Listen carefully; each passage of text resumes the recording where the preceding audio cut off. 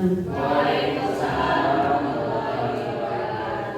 Alhamdulillahirabbil alamin wassalatu wassalamu ala asrofi anbiya'i wal mursalin wa ala alihi wa sahbihi ajmain, amma ba'du.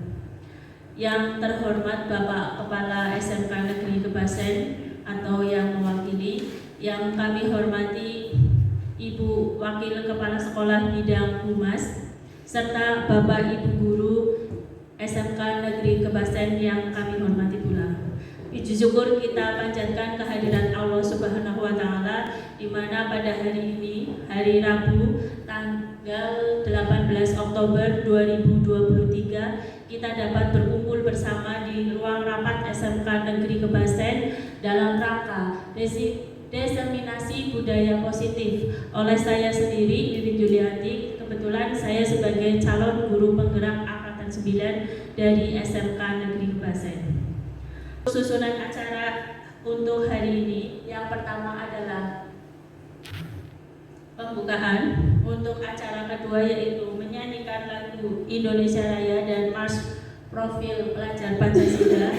Acara ketiga yaitu sambutan dari Wakil Kepala Sekolah Bidang Humas.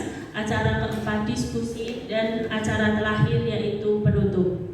Untuk acara pertama yaitu pembukaan, marilah kita buka acara ini dengan bacaan basmalah bersama-sama. Bismillahirrahmanirrahim. Untuk acara kedua yaitu menyanyikan lagu Indonesia Raya dan Mars Profil Pelajar Pancasila, mohon Bapak Ibu dimohon untuk berdiri.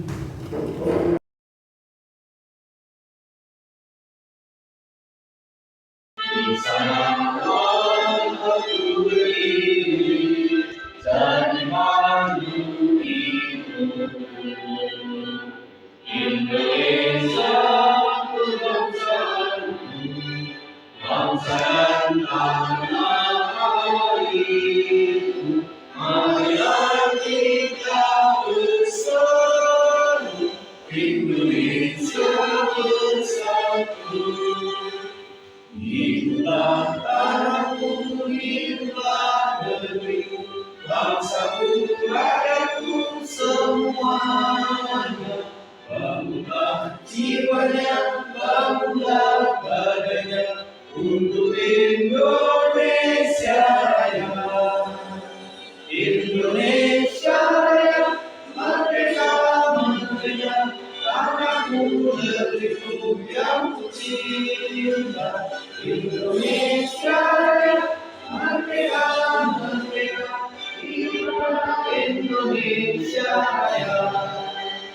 Indonesia Raya, merdeka, merdeka, tanahku, negeriku yang kucinta.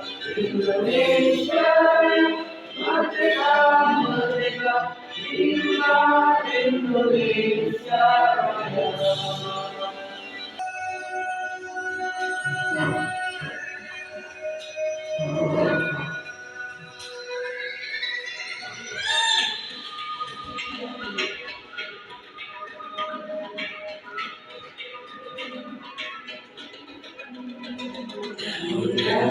Dalam matamu saat yang meraih mimpimu, arahkan pandangan ke depan, Tuhan yang menunggu.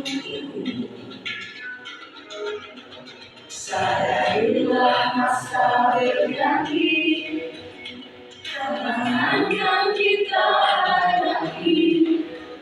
Bergandeng tangan untuk negeri, merah kita menanti berseri.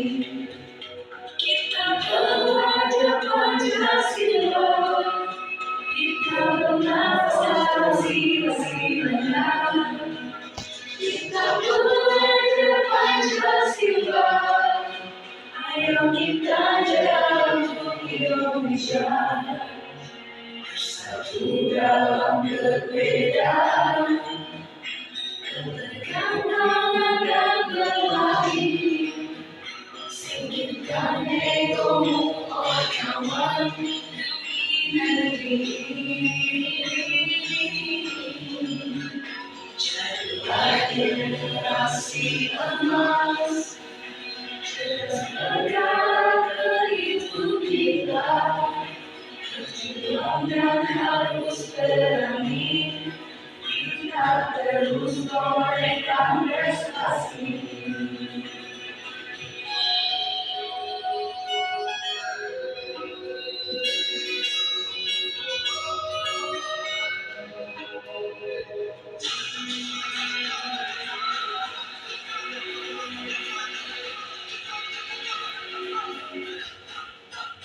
Kita belajar Pancasila, kita bernafas bersih-bersihnya.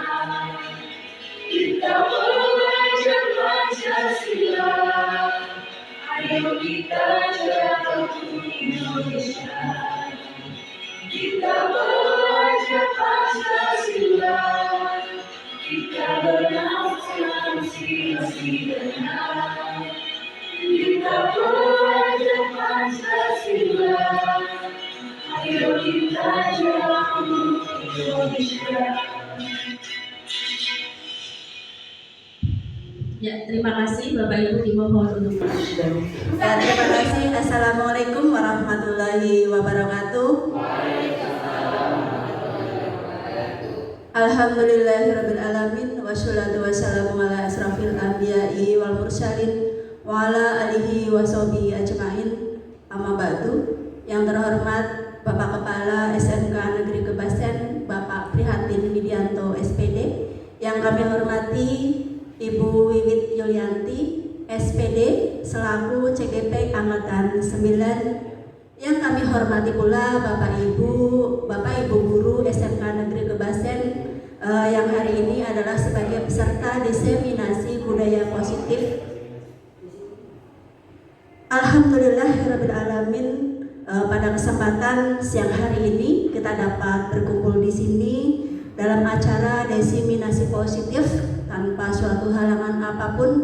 Salawat serta salam kita sanjungkan kepada junjungan kita Nabi Agung Muhammad Sallallahu Alaihi Wasallam yang selalu kita nantikan syafaatnya di hari yaumul qiyamah. Allahumma amin. Bapak Ibu yang kami hormati dan yang berbahagia, di sini kami mewakili Bapak Kepala Sekolah karena beliau sedang ada dinas luar sehingga tidak dapat rawuh pada kegiatan hari ini. Bapak Ibu, diseminasi ini merupakan rangkaian kegiatan dari pendidikan guru penggerak.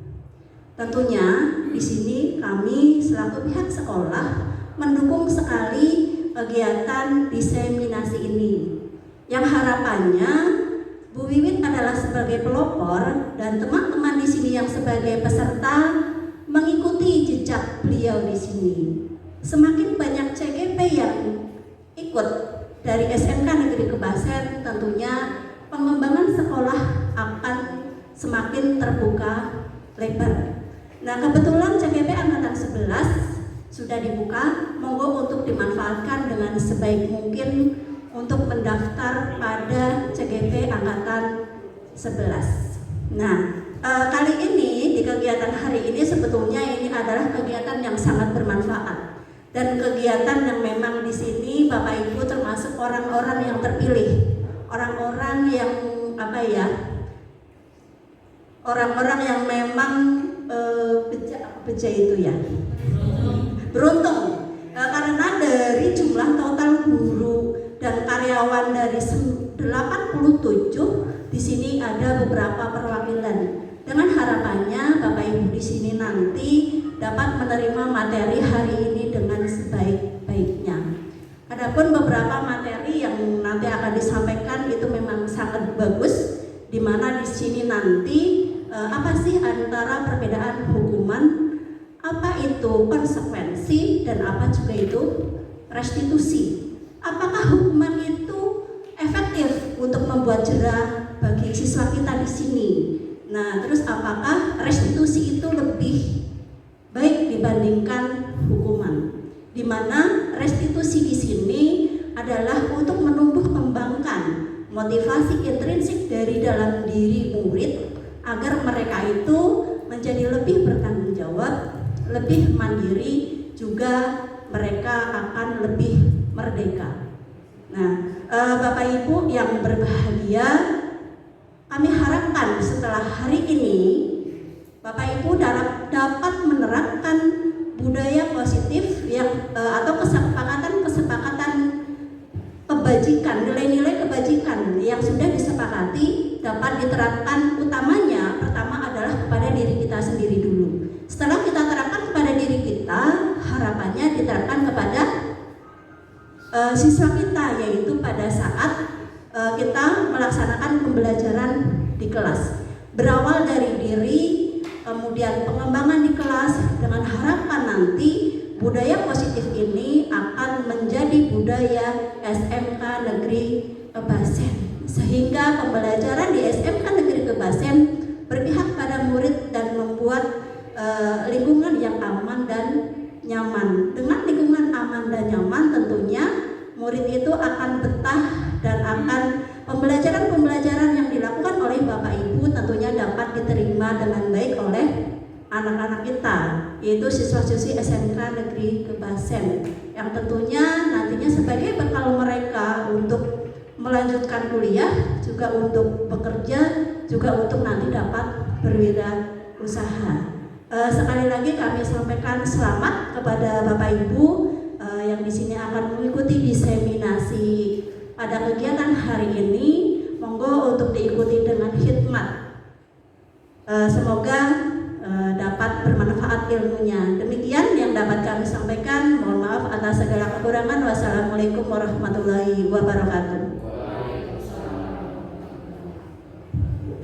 Terima kasih kepada Ibu Pariyati yang sudah membuka acara ini. Semoga acara ini berjalan dengan lancar.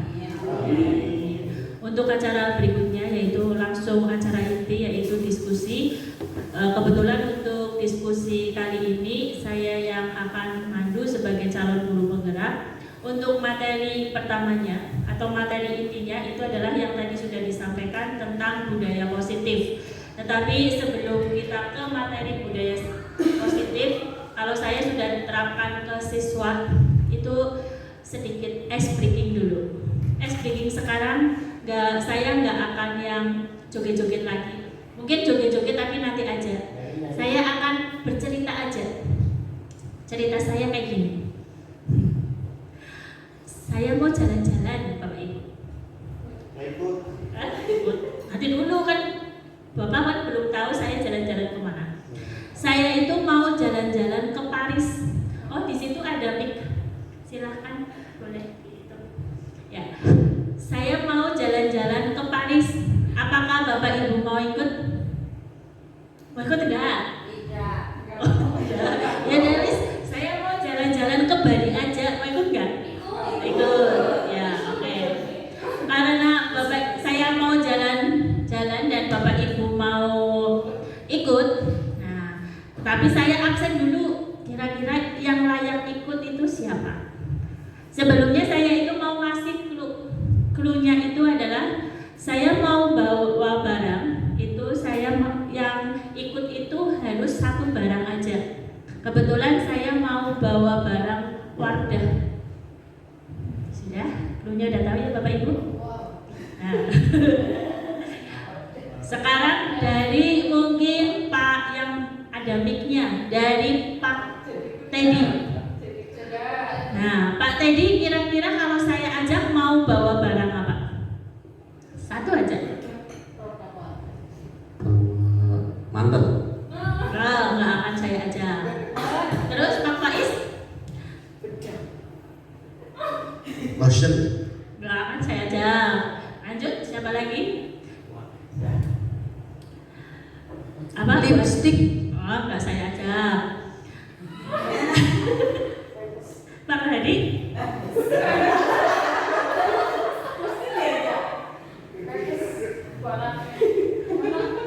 Ayo, bawa aja. Bawa apa coba? Satu barang aja. Kalau benar nanti saya ajak ke Bali. Hah? Baju.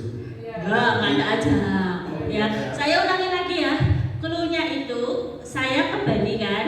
Bapak Ibu mau ikut, saya bawa satu barang.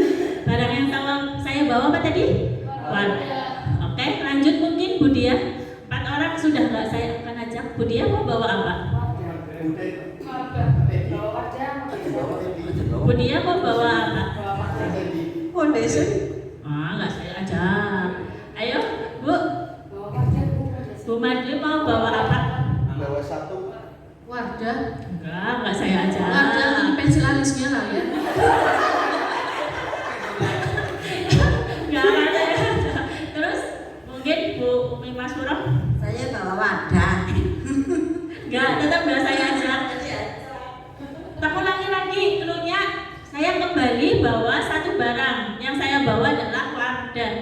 Ayo Bu Hesti mau bawa apa?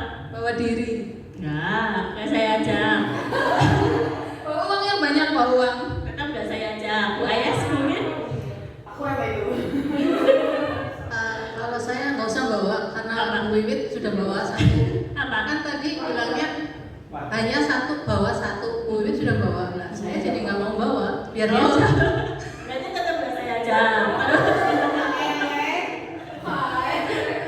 Ya bungkus dulu Mi. Bawa anak. Tetap enggak saya ajak. Atau mungkin Bu Paneti mau bawa apa? Enggak saya ajak juga. Oke. Tadi kan clue-nya adalah saya bawa satu barang.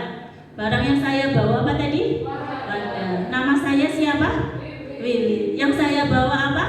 Wadah. Berarti barang yang saya bawa adalah huruf pertama dari nama saya. Ada enggak saya yang tadi?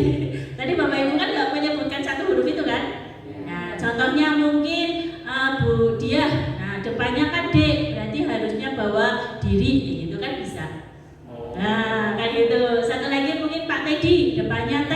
Yang saya maksud pakai kan hurufnya W, berarti satu setelah Ya. berarti kan A. Oke, ya, nggak apa-apa ya. Itu kan hanya sekilas tentang speaking. Sudah? Ya. Oke, ya. Untuk berikutnya yaitu kita ke materi tentang diseminasi budaya positif. Kebetulan kemarin saya sudah melakukan, saya jadi berdiri ya.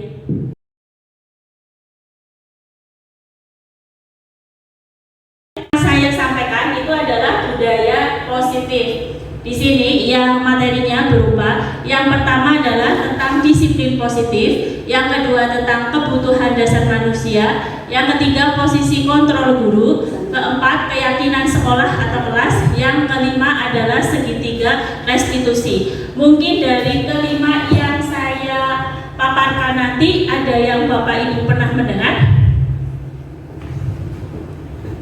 Ada apa enggak? Belum ya? Oke, berarti kita langsung aja ke yang pertama. Itu adalah tentang budaya positif.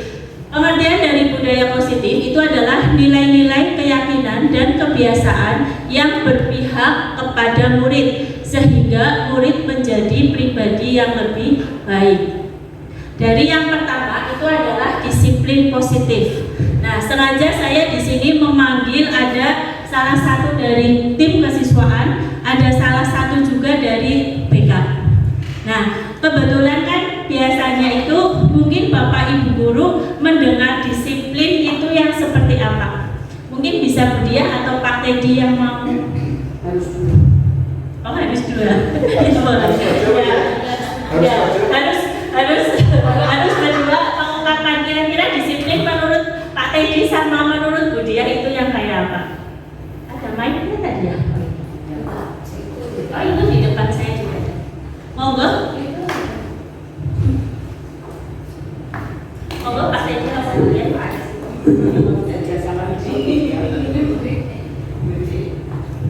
Pak Teddy dulu boleh? Dari BK.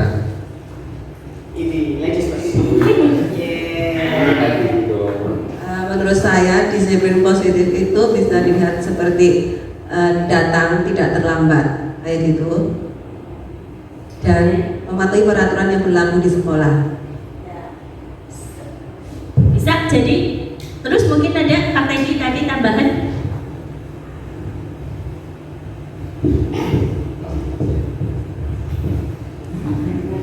Ya, sebenarnya disiplin positif itu ya banyak dari segi positifnya. Salah satunya tadi sudah disampaikan, salah satunya adalah mentaati peraturan yang ada di sekolah. Terus yang kedua juga datang tidak terlambat atau 15 menit sebelum KPM dimulai itu harus sudah berada di lingkungan sekolah.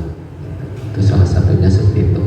Terus yang selanjutnya juga ada atribut dan lain sebagainya juga harus sesuai dengan yang ada di sekolah. Mungkin itu aja dulu sementara.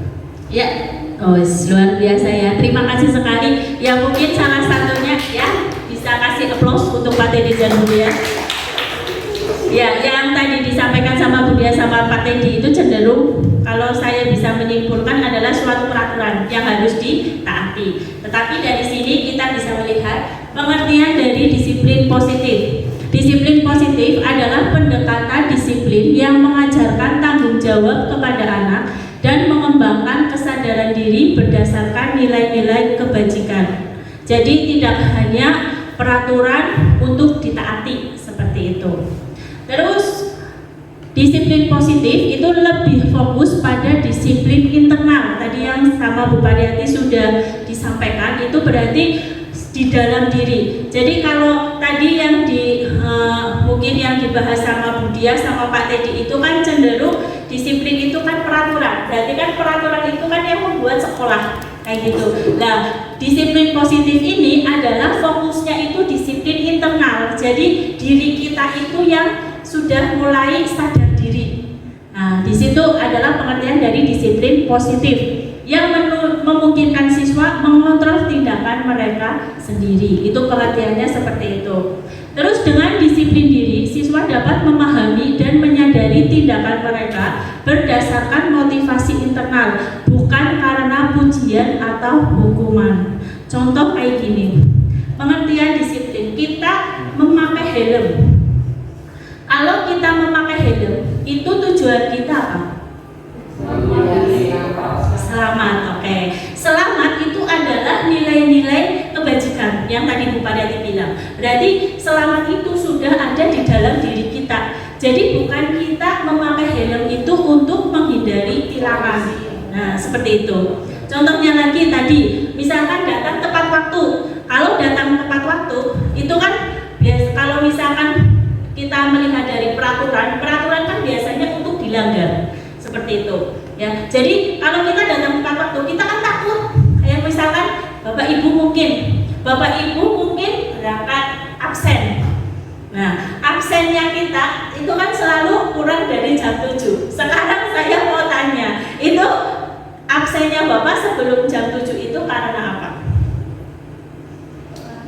Takut. Karena telat. kalau lebih dari jam 7 itu Takut telat.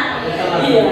Tetapi yang namanya disiplin positif itu adalah dalam diri Bapak Ibu. Jadi, oh, saya bekerja, saya posisinya dibayar, saya berangkat harus jam sebelum jam 7. Jadi itu sebuah tanggung jawab saya. Itu yang disebut dengan disiplin positif. Ini gitu, ya. Terus berikutnya adalah kebutuhan dasar manusia. Ini kebetulan PowerPoint-nya beda.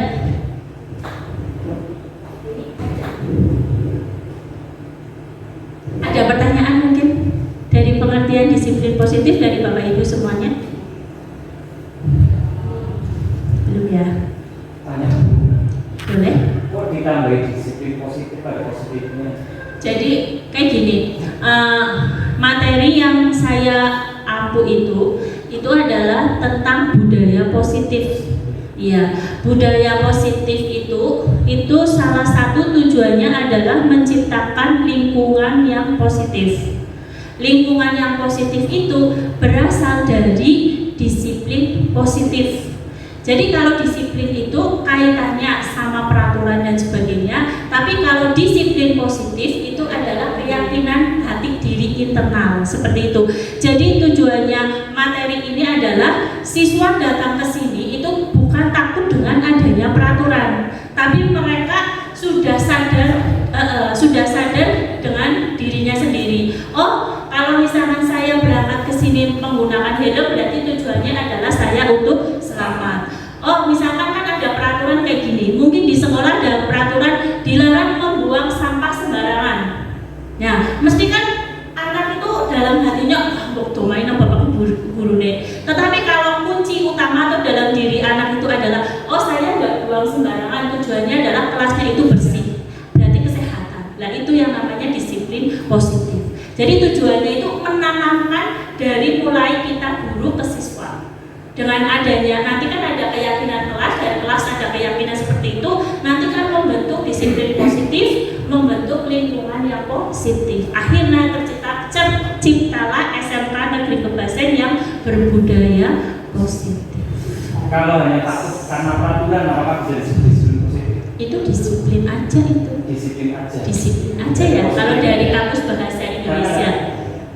Nggak sadar dari Iya, betul seperti itu. Betul. Iya, jadi intinya tujuan untuk materi disiplin positif itu kita menanamkan ke anak itu biar anak itu nggak takut ke kita. Kan kadang-kadang, ya gitu ya, suruh mengumpulkan tugas, main aku bibit ya gitu loh. Tetapi menanamkan jiwanya anak itu, oh ya sebagai tanggung jawab. Kalau misalkan saya diberi tugas, berarti harus dikumpulkan. Itu seperti itu. Mungkin saya di sini bukan itu ya Bapak Ibu, bukan menggurui atau apa, saya juga sama-sama belajar. Jadi kalau misalkan ada kesalahan, mohon dimaafkan. Terus ini bukan materinya bukan presentasi, mohon maaf. Jadi saya buka aja pakai PDF. Ini nomor 2 harusnya kebutuhan dasar manusia. Untuk yang kedua, kebutuhan dasar manusia itu ada 5.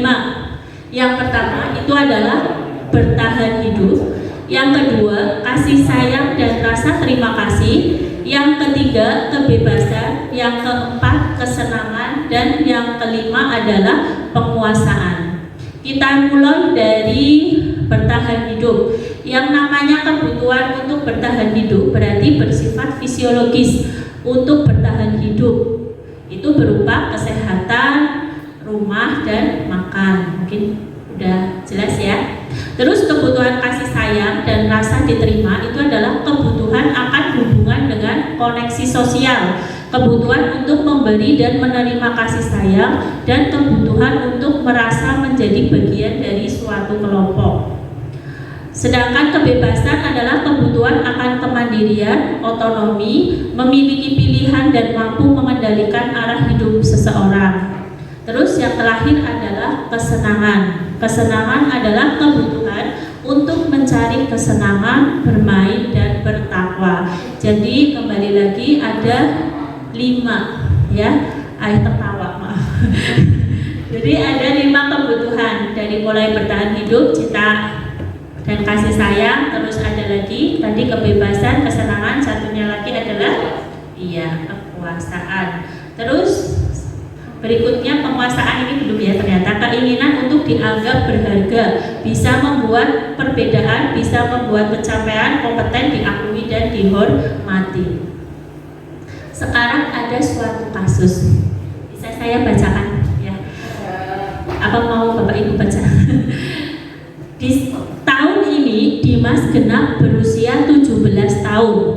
Ia senang sekali ketika ayahnya mulai mengajarkan cara menyetir mobil. Setiap akhir pekan ia berlatih menyetir. Ia terlihat senang sekali berlatih sampai akhirnya ia bisa menyetir mobil dengan baik dan lancar. Ketika ibunya bertanya kepada Dimas, apa yang membuat dia ingin bisa menyetir mobil?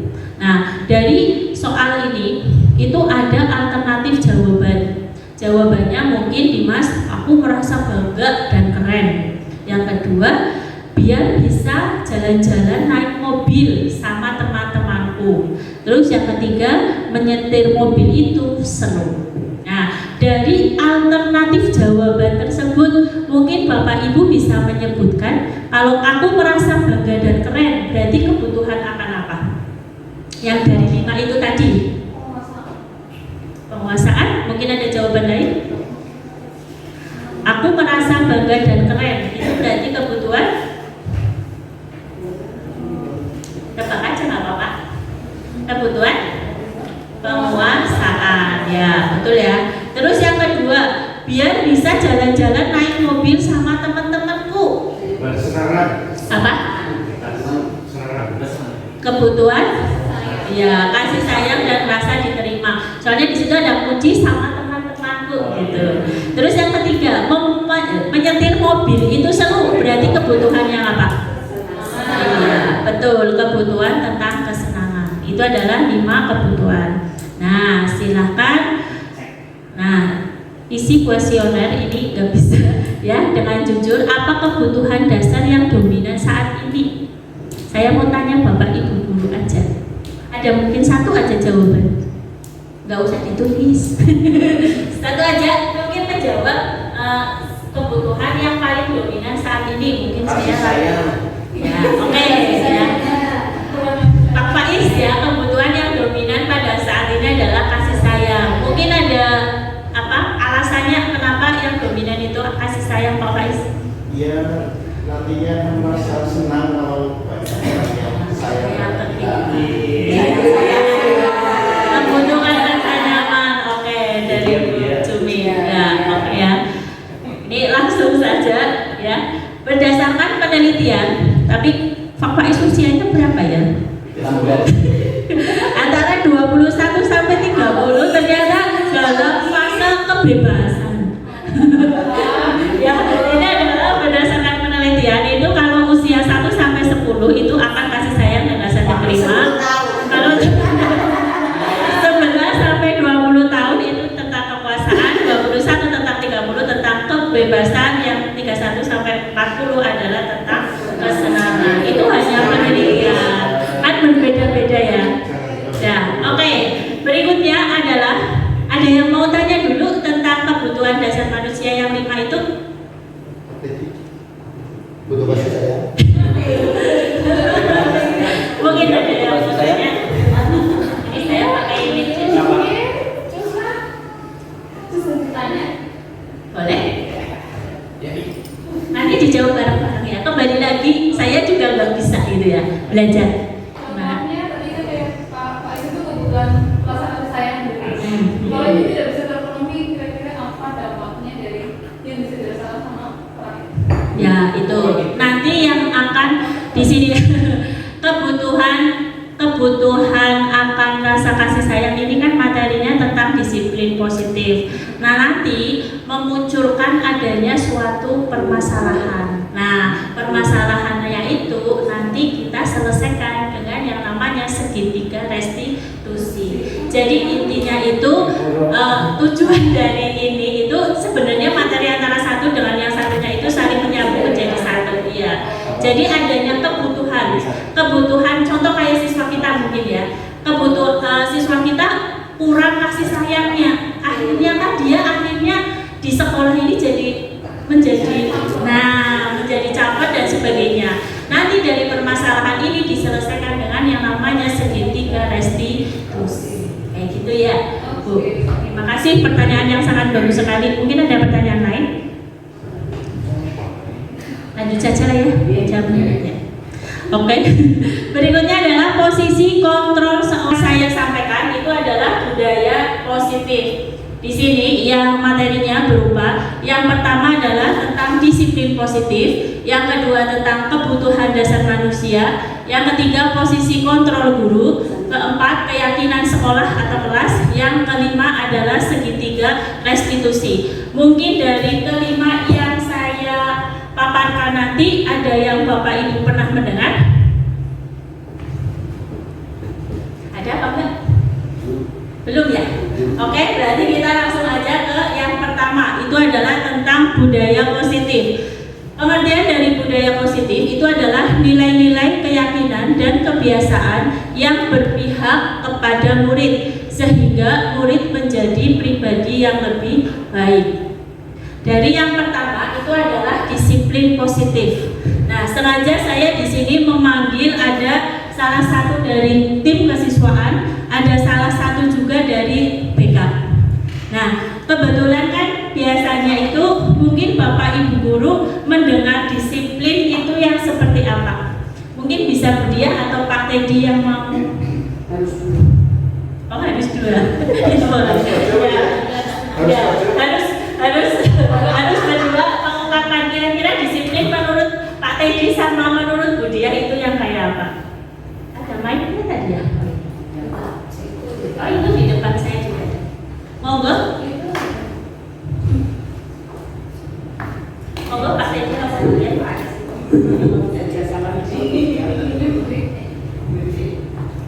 Pak Teddy dulu boleh? Dari BK.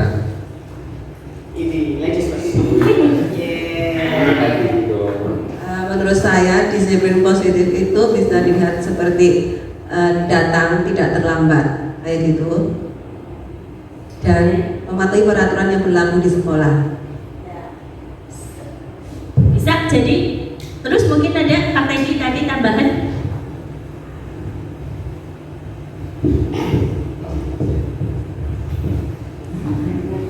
Ya, sebenarnya disiplin positif itu ya banyak dari segi positifnya. Salah satunya tadi sudah disampaikan, salah satunya adalah menaati peraturan yang ada di sekolah. Terus yang kedua juga datang tidak terlambat atau 15 menit sebelum KPM dimulai itu harus sudah berada di lingkungan sekolah.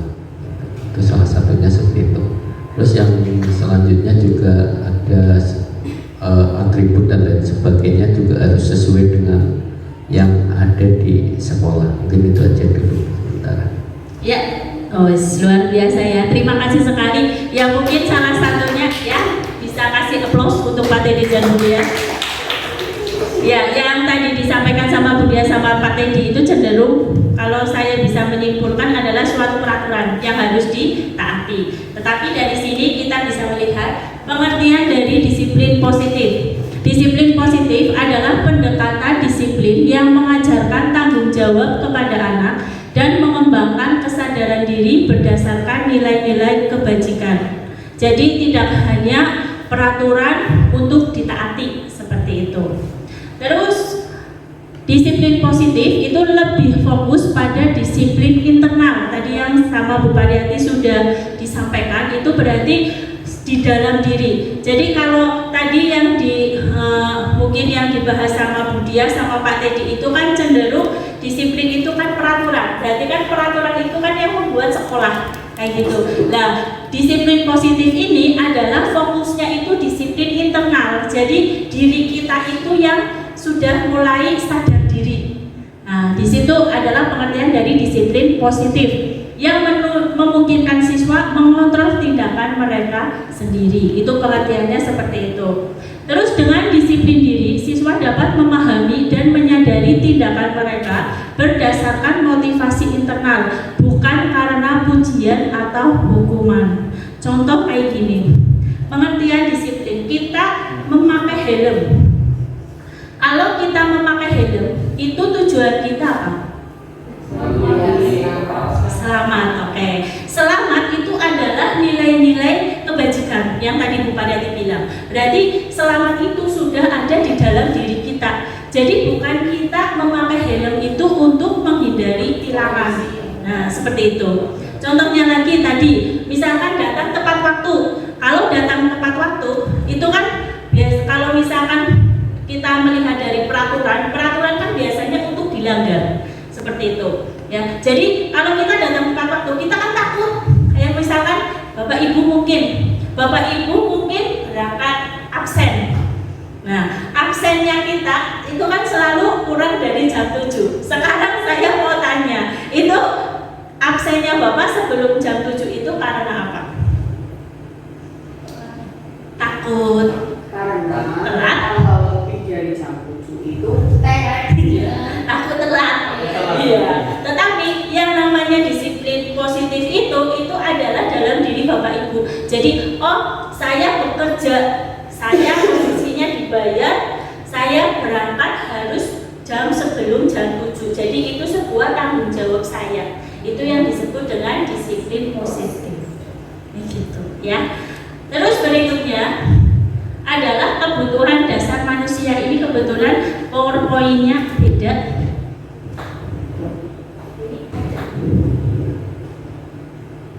Ada pertanyaan mungkin dari pengertian disiplin positif dari Bapak Ibu semuanya?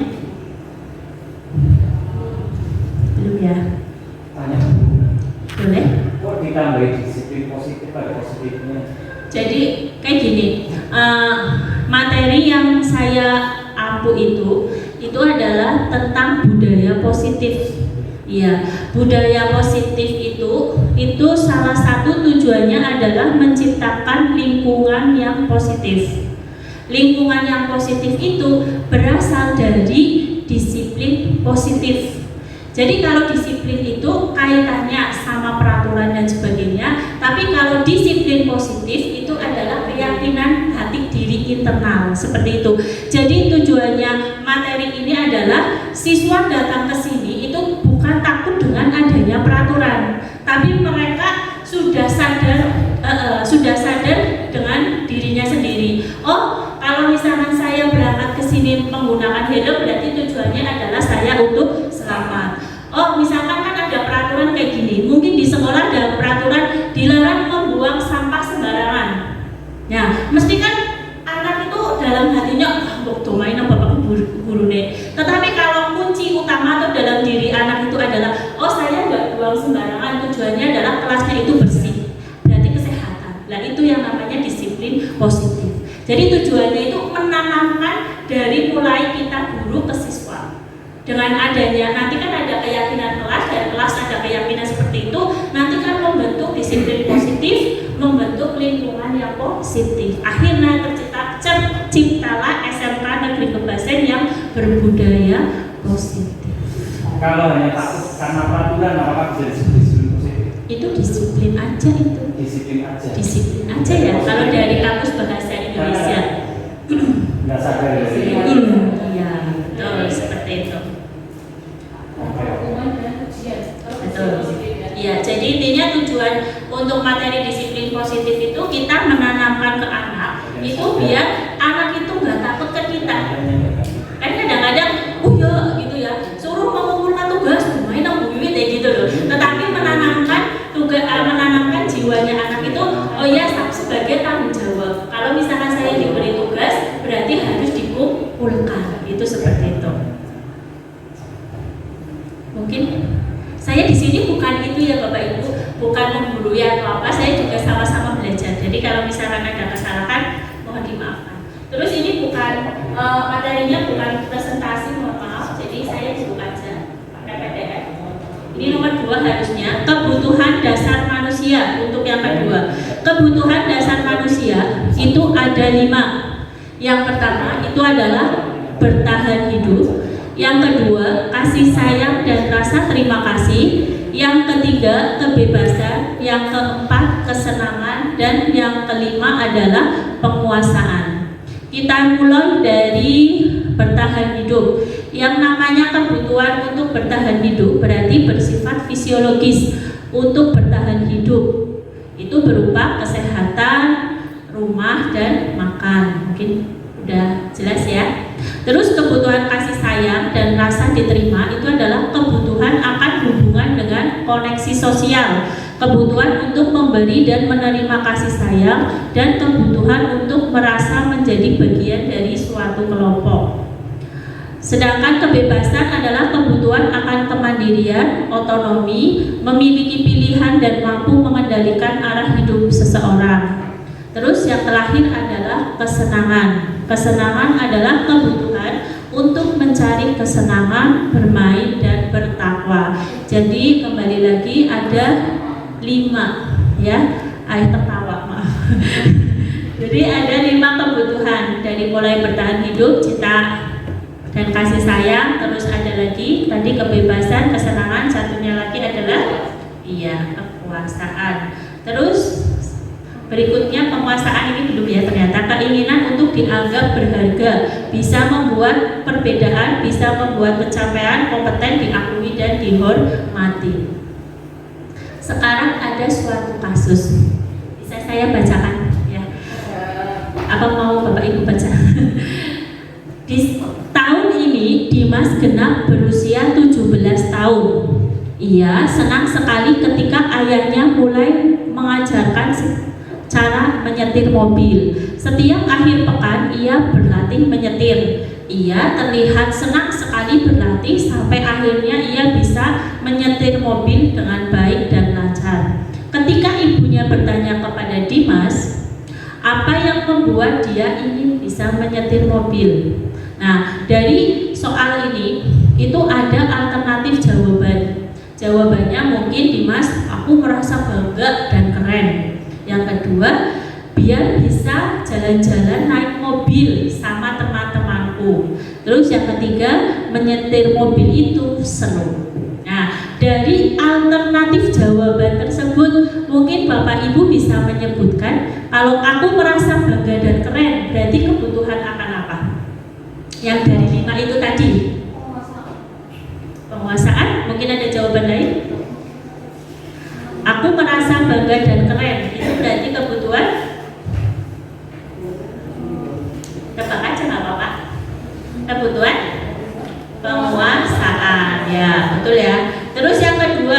biar bisa jalan-jalan naik mobil sama teman-temanku. Bersenaran. Apa? Kebutuhan, ya kasih sayang dan rasa diterima. Soalnya di situ ada kunci sama teman-temanku gitu. Terus yang ketiga, menyetir mobil itu seru, berarti kebutuhan yang apa? Iya, betul, kebutuhan tentang kesenangan. Itu adalah 5 kebutuhan. Nah, silahkan. Nah, isi kuesioner ini nggak bisa ya dengan jujur. Apa kebutuhan dasar yang dominan saat ini? Saya mau tanya Bapak Ibu dulu aja. Ada mungkin satu aja jawaban. Nggak usah ditulis. Satu aja mungkin menjawab kebutuhan yang paling dominan saat ini. Mungkin saya. Ya, oke. Ya. Pak Faiz ya, kebutuhan yang dominan pada saat ini adalah kasih sayang. Mungkin ada apa alasannya kenapa yang dominan itu kasih sayang, Pak Faiz? Dia nantinya merasa senang kalau banyak orang yang sayang. Kebutuhan rasa nyaman, oke, dari Cumi ya, oke ya. Ini langsung saja ya. Berdasarkan penelitian, tapi Pak Faiz usianya berapa ya? Antara 21 sampai 30 ternyata dalam fase kebebasan. Ya, ini adalah berdasarkan penelitian itu kalau usia 1 sampai 10 itu akan kasih sayang dan rasa diterima. Kalau 11 sampai 20 tahun itu tentang kekuasaan, 21 tentang 30 tentang kebebasan, yang 31 sampai 40 adalah tentang kesenangan. Itu hanya penelitian. Kan berbeda-beda ya. Ya, oke. Berikutnya adalah ada yang mau tanya dulu tentang kebutuhan dasar manusia yang 5 itu? Butuh kasih sayang. Mungkin ada yang mau tanya. Ini saya pakai ini. Tanya. Boleh? Nanti dijawab bareng-bareng ya. Kembali lagi, saya juga nggak bisa gitu ya belajar. Contohnya tadi itu kayak Pak itu kebutuhan rasa kasih sayang gitu. Kalau ini tidak bisa terpenuhi, kira-kira apa dampaknya dari yang bisa dirasakan sama orang? Ya itu nanti yang akan di sini kebutuhan akan rasa kasih sayang ini kan materinya tentang disiplin positif. Nah nanti memunculkan adanya suatu permasalahan. Nah permasalahannya itu nanti kita selesaikan dengan yang namanya segitiga restitusi. Jadi intinya itu tujuan dari ini itu sebenarnya materi antara satu dengan yang satunya itu saling menyambung menjadi satu ya. Jadi adanya kebutuhan contoh kayak siswa kita mungkin ya, kebutuhan siswa kita kurang kasih sayangnya, akhirnya kan dia di sekolah ini menjadi caper dan sebagainya. Nanti dari permasalahan ini diselesaikan dengan yang namanya segitiga restitusi. Kayak gitu ya, Bu. Terima kasih, pertanyaan yang sangat bagus sekali. Mungkin ada pertanyaan lain? Lanjut saja lah ya, jawabnya. Oke. Berikutnya adalah posisi kontrol seorang guru. Nah ini tadi yang mungkin sudah ada sebagian yang sudah mempraktekkan. Jadi posisi seorang guru itu bisa jadi seorang penghukum, yang kedua itu pembuat rasa bersalah, yang ketiga itu teman, 4 pemantau, dan yang kelima itu manajer. Nah, penghukum itu bisa ada kata-kata seperti ini. Mungkin nanti kalau bahasa Indonesia ekspresi saya kurang ekspresif, mohon maaf ya. Patuhi aturan saya atau awas gitu. Kan kelihatannya menghukum. Kamu selalu saja salah gitu ya. Itu kan cenderung seperti menghukum. Ya. Terus kalau membuat merasa bersalah, contohnya ibu sangat kecewa sekali dengan kamu. Kalau enggak, kamu tidak kasihan sama ibu. Kalau begini terus, ibu bisa ditegur kepala sekolah. Itu kan membuat merasa bersalah. Jadi anak, iya gitu. Terus berikutnya itu sebagai teman. Kalau sebagai teman, namanya juga sebagai teman ya. Berarti dari bahasanya itu lebih friendly. Ayo bantulah demi bapak ya, gitu. Atau ya sudah kali ini tidak apa-apa. Itu kalau sebagai teman. Kalau sebagai pemantau itu peraturannya apa? Apa yang telah kamu lakukan? Terus sanksi atau konsekuensinya apa? Itu sebagai pemantau. Gitu. Ya, nanti bisa lihat. Terus kalau yang terakhir itu adalah sebagai manajer. Sebagai manajer itu salah satunya kata-katanya apa yang kita yakini.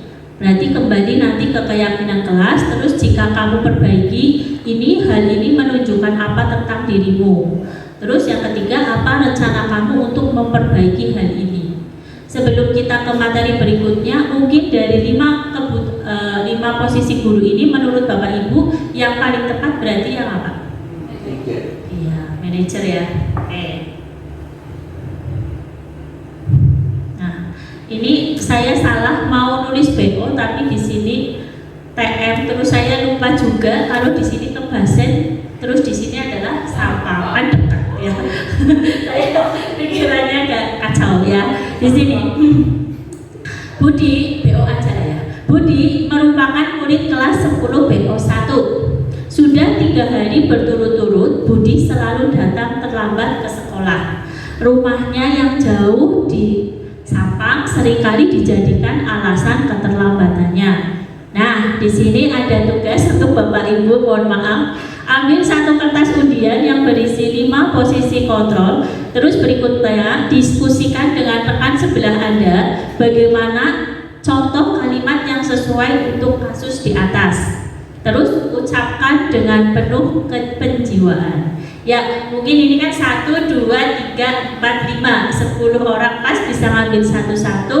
Mungkin nanti saya bagi waktu 5 menit ya untuk mendalami peran. Nah, kalau misalkan jenengan posisinya jadi teman itu kayak gimana, posisinya jadi penghukum itu gimana. Jadi nanti salah satunya itu yang satu jadi murid, terus yang satu berperan jadi guru. Ya, kalimatnya terserah. Pokoknya ibu yang tadi ibu bapak yang udah masuk di pikiran. Oke, silakan ambil satu-satu atau mungkin saya yang bagiin. Ya, bagi aja.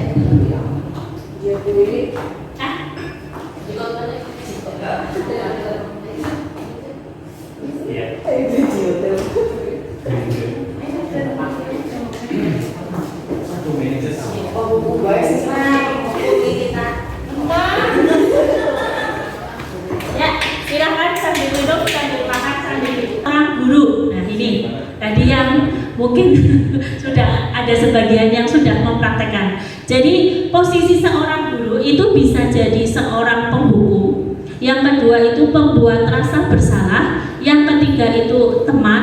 4 pemantau dan yang kelima itu manajer. Nah, penghukum itu bisa ada kata-kata seperti ini. Mungkin nanti kalau bahasa Indonesia ekspresi saya kurang ekspresif, mohon maaf. Ya, patuhi aturan saya atau awas. Gitu. Kan kelihatannya menghukum. Kamu selalu saja salah, gitu ya. Itu kan cenderung seperti menghukum. Ya. Terus kalau membuat merasa bersalah, contohnya ibu sangat kecewa sekali dengan kamu. Kalau enggak, kamu tidak kasihan sama ibu. Kalau begini terus, ibu bisa ditegur kepala sekolah. Itu kan membuat merasa bersalah. Jadi anak, iya gitu. Terus berikutnya itu sebagai teman. Kalau sebagai teman, namanya juga sebagai teman ya, berarti dari bahasanya itu lebih friendly. Ayo bantulah demi bapak ya, gitu. Atau ya sudah kali ini tidak apa-apa, nanti ibu bantu bereskan. Itu kalau sebagai teman. Kalau sebagai pemantau itu peraturannya apa? Apa yang telah kamu lakukan? Terus sanksi atau konsekuensinya apa? Itu sebagai pemantau. Gitu. Ya, nanti. Terus kalau yang terakhir itu adalah sebagai manajer. Sebagai manajer itu salah satunya kata-katanya apa yang kita yakini. Berarti kembali nanti ke keyakinan kelas. Terus jika kamu perbaiki ini, hal ini menunjukkan apa tentang dirimu. Terus yang ketiga, apa rencana kamu untuk memperbaiki hal ini. Sebelum kita ke materi berikutnya, mungkin dari 5 posisi guru ini menurut Bapak Ibu Yang paling tepat berarti yang apa? Iya, manajer ya. Oke. Nah, ini saya salah mau nulis BO tapi di sini TM, terus saya lupa juga kalau di sini Tebasen, terus di sini adalah sampah, kan dekat ya. Saya pikirannya agak kacau ya di sini. Budi, BO aja ya. Budi merupakan murid kelas 10 BO 1. Sudah 3 hari berturut-turut Budi selalu datang terlambat ke sekolah. Rumahnya yang jauh di Sampang seringkali dijadikan alasan keterlambatannya. Nah, di sini ada tugas untuk Bapak Ibu, mohon maaf. Ambil satu kertas undian yang berisi 5 posisi kontrol. Terus berikutnya diskusikan dengan rekan sebelah Anda bagaimana contoh kalimat yang sesuai untuk kasus di atas. Terus ucapkan dengan penuh kepenjiwaan. Ya, mungkin ini kan 1, 2, 3, 4, 5 10 orang pas bisa ngambil satu-satu. Mungkin nanti saya bagi waktu 5 menit ya untuk mendalami peran. Nah, kalau misalkan jenengan posisinya jadi teman itu kayak gimana, posisinya jadi penghukum itu gimana. Jadi nanti salah satunya itu yang satu jadi murid, terus yang satu berperan jadi guru. Ya, kalimatnya terserah. Pokoknya ibu yang tadi ibu hafal yang sudah masuk di pikiran. Oke, silakan ambil satu-satu atau mungkin saya yang bagiin. Ya, bagi aja.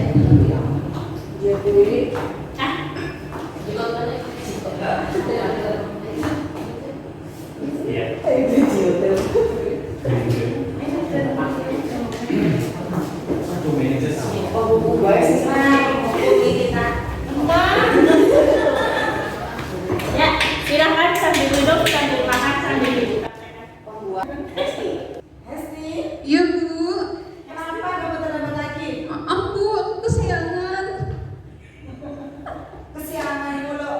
Keliling 5 kali. Baik Bu, baik. Iya.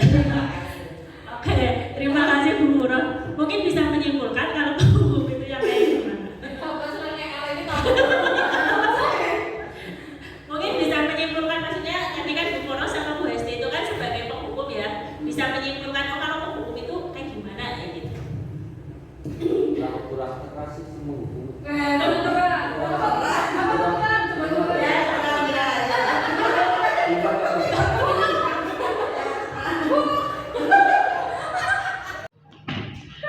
Puro.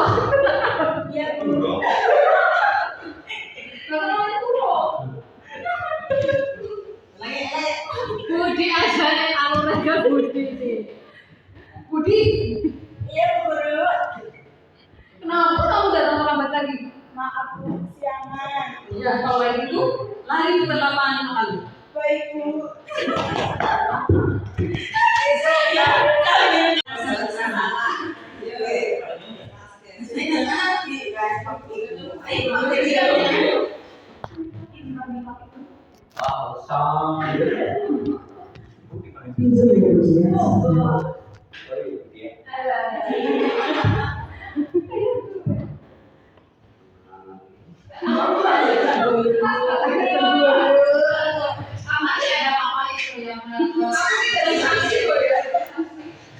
Budi, iya Bu.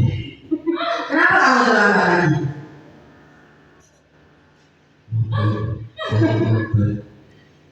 Saya kecewa kepada kamu. Sudah saya seringkali beri teguran, seringkali beri masukan, dan saya seringkali sudah mengingatkan kenapa terlambat lagi. Ya sudah sangat keras. Terima kasih Bu. Ya. Kayaknya ya udah bagus ya, dari itunya sudah bagus. Cuma ada kayak penghukum. Dari seperti penghukum. Kalau di sini kan merasa bersalah, jadi ada apa ya? Ada rasa bersalah dari Partai Dina itu tadi, dari Budinya. Mungkin ada rasa ya. Iya. Terus nanti kalau kamu misalnya terlambat terus, nanti bisa saya itu malu atau malas sekolah, itu ada bahasa yang Melas, Bu, berarti perlu sedikit Jadi membuat siswa itu sekular ya. Tadi udah benar dari kata-katanya udah benar, cuma nadanya iya. Nadanya seperti makan. Betul. Oke, lanjut berikutnya sebagai teman. Teman paling mesra.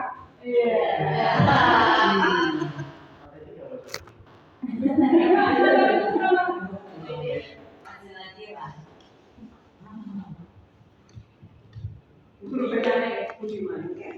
Ya, guru baik. Kan guru bisnis. Guru ya. Ini kenapa hari ini kamu terlambat lagi? Maaf Ibu, saya mau kesiangan. Kok bisa sih kesiangan? Iya Bu, semalam ada tugas dari Bu Wiwit beliau banget. Tugasnya banyak banget ya. Kamu ingat bantuan ibu selama ini apa coba? Iya Ibu ingat, Ibu selalu menasihati saya, selalu memotivasi saya. Bahkan Ibu membantu memberikan uang saku, tapi saya nggak bawa uang saku Bu. Sama aku jangan dibahas. Tapi soal terlambatnya saja. Oke, kali ini tidak apa, tapi ingat jangan diulangi lagi ya. Iya Bu, maaf. Luar biasa.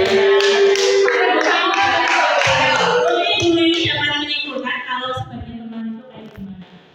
Aduh, berat banget. Sebagai teman itu mungkin sebagai seorang yang bisa memberikan nasihat, motivasi, kemudian ya bisa memotivasi penasihatnya. Tapi mungkin kalau sebagai teman terus menerus, Iya. jadi ya. Lanjut sebagai pemantau.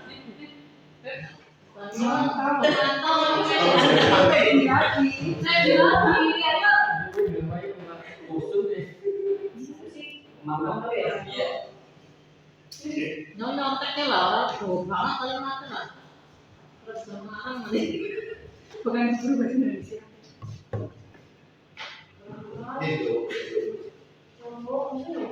Apa Pak? Bapak Budi. Asik. Budi.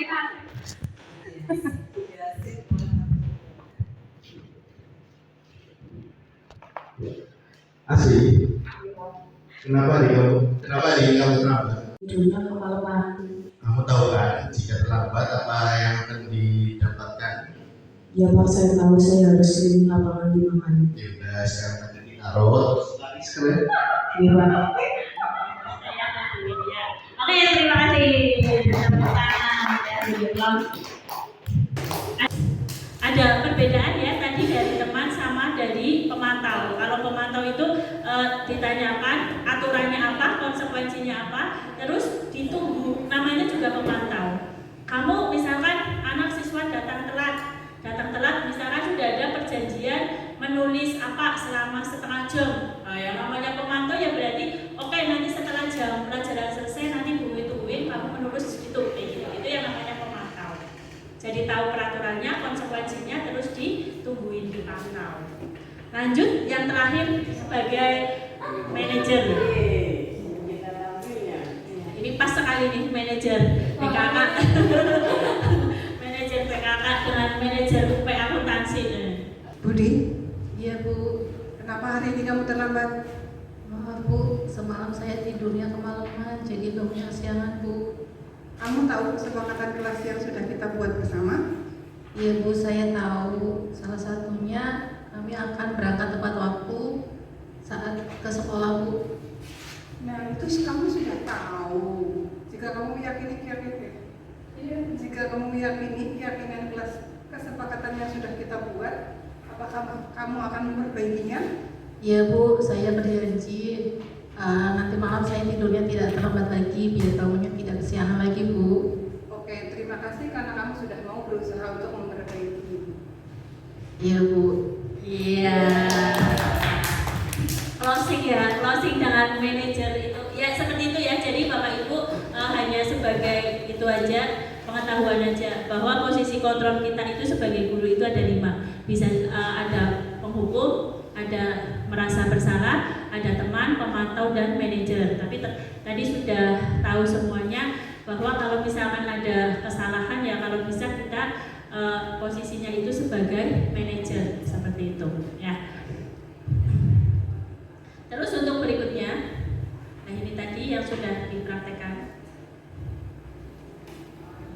Nah, ini adalah materi berikutnya tentang hukuman, konsekuensi, dan restitusi. Mungkin Bapak Ibu sering mendengar adanya hukuman ya, hukuman sudah sering dengar.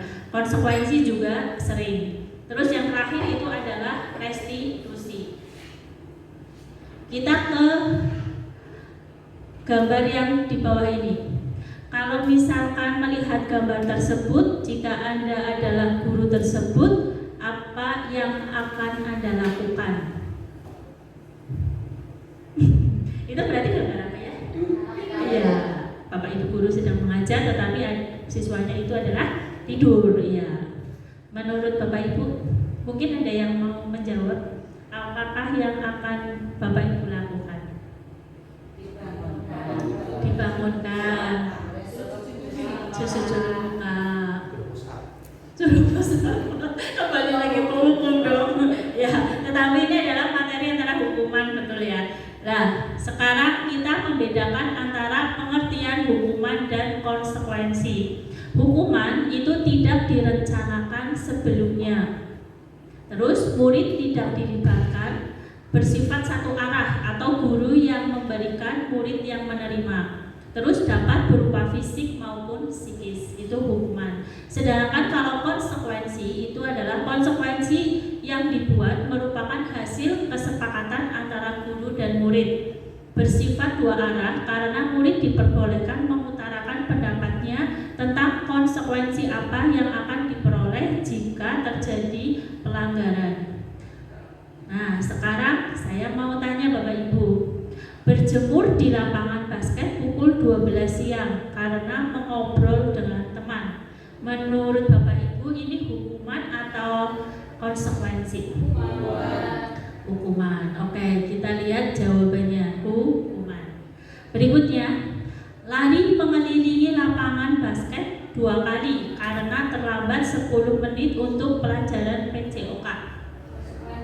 Hukuman apa konsekuensi? Konsekuensi ya. Benar apa salah? Oh benar. Terus berikutnya ada 3 ini. Membersihkan WC sekolah karena mematahkan pensil kawannya. 1 hukuman. Apakah ada jawabannya semua? Hukuman ya. Terus yang kedua, membersihkan tumpahan air di meja tulis karena tersenggol pada saat belajar. Konsekuensi.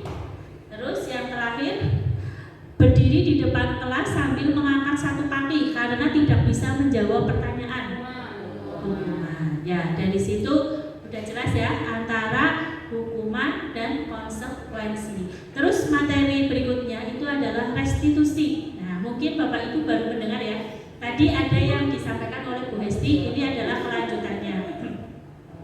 Restitusi itu adalah proses menciptakan kondisi bagi murid untuk memperbaiki kesalahan mereka sehingga mereka bisa kembali pada kelompok mereka dengan karakter yang lebih kuat. Jadi seperti ini. Kasus saja misalkan ada siswa kita yang bersalah di kelas. Kadang-kadang kan temannya pada mengucilkan.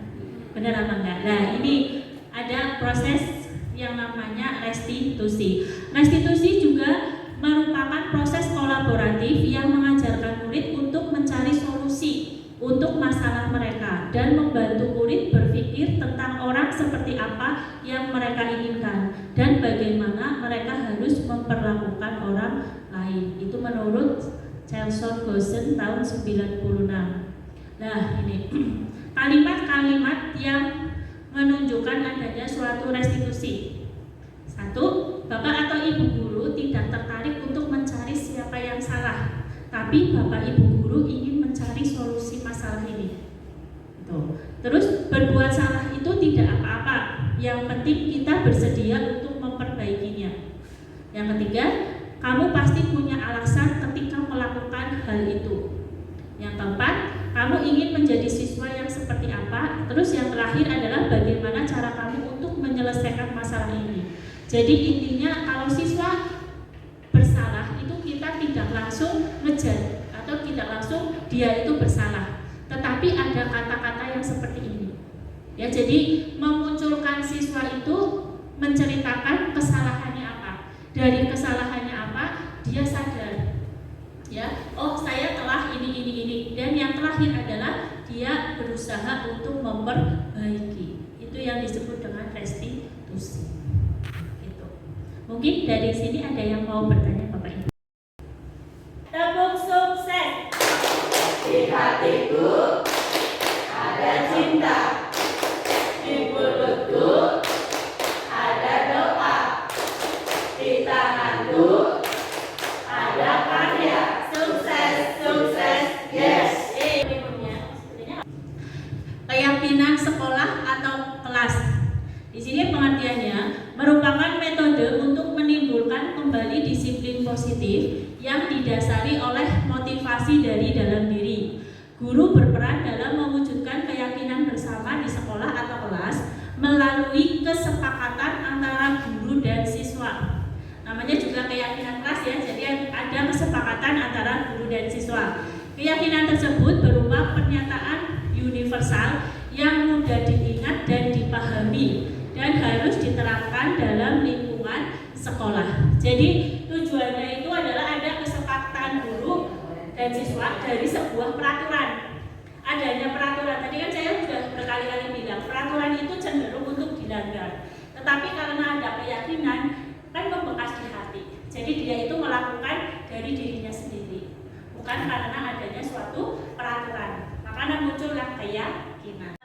Peraturan kelas yang sudah kalian tulis. Di sini contohnya dilarang mencoret-coret semua fasilitas sekolah. Kalau dilarang mencoret-coret semua fasilitas sekolah, berarti tujuannya untuk apa? Kebersihan. Ya, berarti nanti nilainya adalah kebersihan. Terus ada dilarang berdandan berlebihan. Itu berarti apa itu? Melebihi guru. Disiplin ya? Iya. Terus kalau dilarang menggunakan perhiasan, hampir sama ya? Iya. Terus kalau mencuri, dilarang mencuri dan terlibat pencurian. Negatif. Berarti sifat apa itu? Jujur. Iya, jujur. Berarti kan kamu harusnya jujur. Terus dilarang melakukan kegiatan yang mengganggu jalannya pelajaran. Berisik. Ya, berarti harus tenang ya. Jangan berisik, tapi kamu harus tenang. Terus dilarang berkelahi di sekolah. Jadi tujuannya untuk apa? Ada kebaikan. Iya, saling menghormati. Ya, oke. Dari peraturan kelas yang sudah kalian tetapkan ini, muncullah yang namanya keyakinan kelas. Keyakinan kelas itu adalah nilai-nilai kebajikan yang ada di peraturan kelas tadi. Contohnya kalau tadi dilarang berkelahi di sekolah, berarti tujuannya adalah agar kalian itu saling menghormati, saling menghargai sesama. Kayak gitu ya.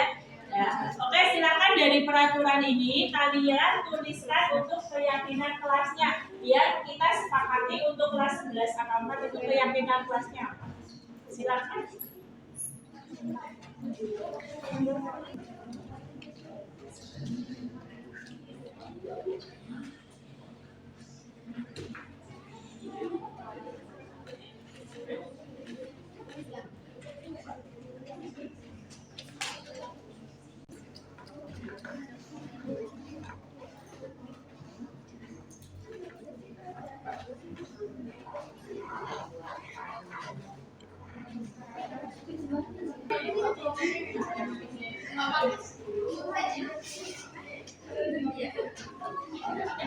Ya, oke, ini adalah keyakinan kelas 11 angka 4 yang sudah kita sepakati bersama. Mungkin dari kelas 11 angka 4 ada yang membacakan?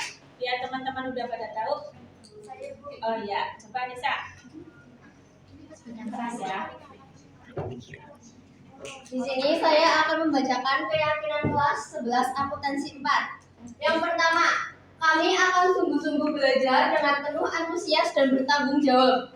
Yang kedua, kami senantiasa menghormati guru dan menghormati teman. Yang ketiga, kami akan menjaga ketertiban dan kebersihan setiap saat. Yang keempat, kami akan disiplin tepat waktu baik sebelum pembelajaran dimulai maupun pada saat pengumpulan tugas. Yang terakhir, Kami akan bekerja sama dan saling membantu jika ada teman yang mengalami kesulitan dan memerlukan bantuan. Ya, oke ya. Yuk tepuk tangan dengan Jadi tujuannya keyakinan kelas ini adalah kalian benar-benar memasukkan di hati. Jadi membuat keyakinan kelas itu kamu melaksanakan di hati. Jangan ada rasa takut kayak gitu ya. Biasanya kan kalau adanya peraturan itu kamu mesti ada ketakutan. Ya, terima kasih. Mulai akhiri. Assalamualaikum warahmatullahi wabarakatuh. Ini adalah gambarnya, jadi ada komunikasi antara guru dan murid. Di sini prosedur pembentukan keyakinan kelas itu adalah berdiskusi, memunculkan peraturan yang perlu ditaati warga kelas. Jadi pertamanya adalah peraturan. Contohnya seperti ini. Dilarang datang terlambat. Nah, itu kan peraturan. Gitu ya. Terus mengubah peraturan menjadi kalimat yang lebih positif. Berarti bukan datang terlambat, berarti kami menyadari berangkat lebih awal. Seperti itu. Kalau dilarang itu kan cenderung kalimat yang negatif kayak gitu. Terus menyarikan peraturan menjadi nilai kebajikan atau keyakinan kelas. Berarti dari datang tepat waktu, berarti nilai kebajikan yang diperoleh kan berupa nilai apa? Komitmen bisa. Terus selain itu disiplin, ya bisa. Tanggung jawab juga bisa. Itu kayak gitu. Terus berdiskusi mengenai gambaran perilaku yang mencerminkan keyakinan kelas. Yang berikutnya berdiskusi mengenai peran seluruh warga kelas atau sekolah. Yang terakhir meninjau ulang keyakinan kelas. Jadi ini adalah suatu proses kalau pembentukan keyakinan kelas. Dimulai dari intinya kita membuat peraturan, tapi peraturan itu dibuat menjadi kalimat yang positif. Terus dari kalimat yang positif itu kan memunculkan nilai-nilainya. Itu yang namanya nilai-nilai kebajikannya. Nah, itu apa disiplin boleh, apa empati bisa, menghargai orang lain bisa, itu kayak gitu. Ya. Terus contoh keyakinan kelas di situ dari nilai hormat. Nilai hormat kami meyakini bahwa sangat penting untuk menghormati semua orang dan barang milik orang lain. Kalau bekerja, kami meyakini bahwa sangat penting untuk mengerjakan segala pekerjaan atau mengikuti kegiatan yang telah ditugaskan. Terus diterima dan dimiliki, kami meyakini bahwa sangat penting untuk merasa diterima pada suatu kelompok dan saling peduli satu dengan yang lain. Jadi contoh keyakinan kelas itu sebenarnya itu kalimatnya itu bukan kalimat negatif, ya kan? Merupakan kalimat ini apa ini? Kalau dalam bahasa Indonesia, kalau kami meyakini, kami menyadari itu kalimat apa? Ajakan ya? Tentong. Ya, maksudnya kalimat itu ya. Kalau dilarang itu kan cenderung namanya kalimat negatif ya gitu. Tapi kalau kami meyakini, kami itu kalimat apa? Positif. Pernyataan. Oke. Nah, ini adalah kebetulan kurang besar. Kebetulan saya pernah membuat dengan anak kami itu kelas 12 angka 4 itu seperti itu. Hampir sama yang tadi. Ya, jadi peraturan kelasnya itu bukan dilarang membuang sampah sembarangan, enggak kayak gitu. Tetapi keyakinan kelas itu kita sepakati. Saya berbicara dua arah antara saya dan siswa seperti itu. Kayaknya kekecilan ya, saya juga nggak bisa baca, lewatin aja.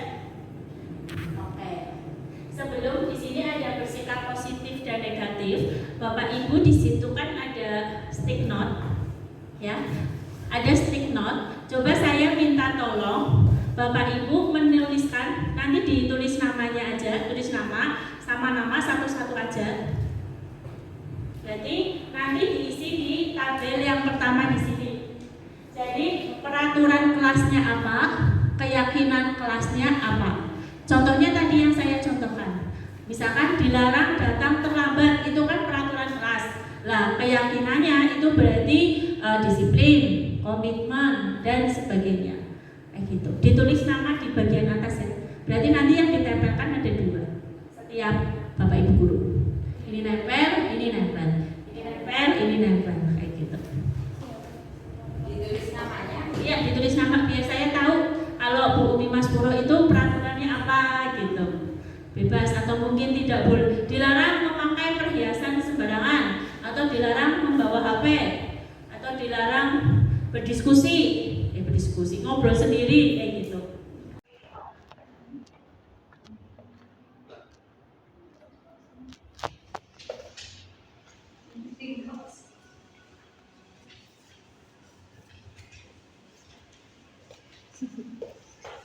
Mungkin yang lainnya.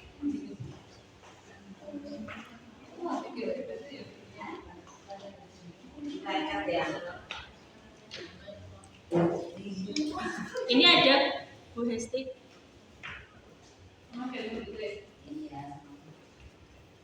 Bukan yang biasa lakukan.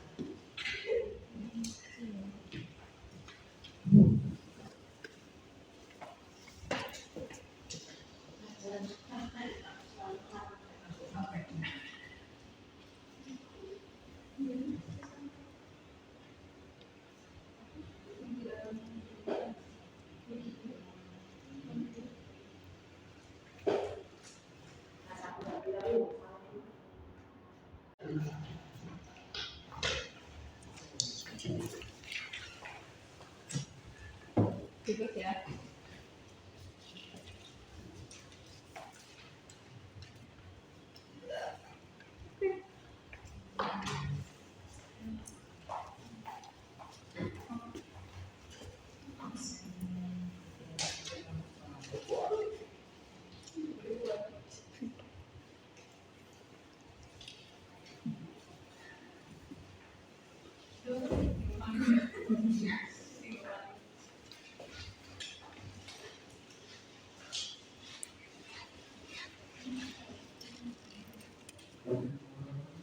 Itu kebalik apa ya? Punya siapa itu? Ini Dila. Ini saya lagi. Macamnya kebalik. Lagi apa? Lagi ya?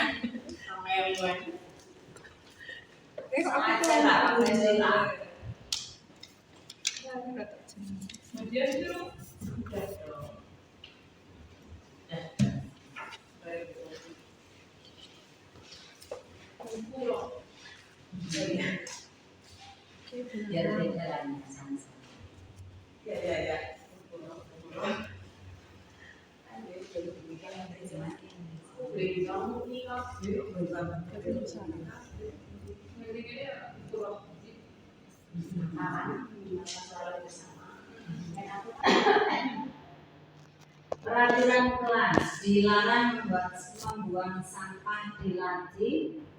Keyakinan kelasnya tanggung jawab kesehatan. Kemudian peraturan kelas dibuang membuat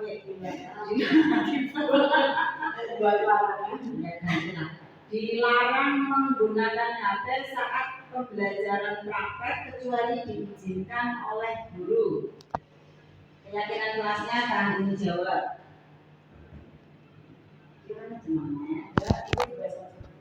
Dilarang melakukan kekerasan, peraturan kelasnya. Keyakinan kelasnya bullying. Peraturan kelasnya dilarang saling berebutan. Keyakinan kelasnya kesabaran.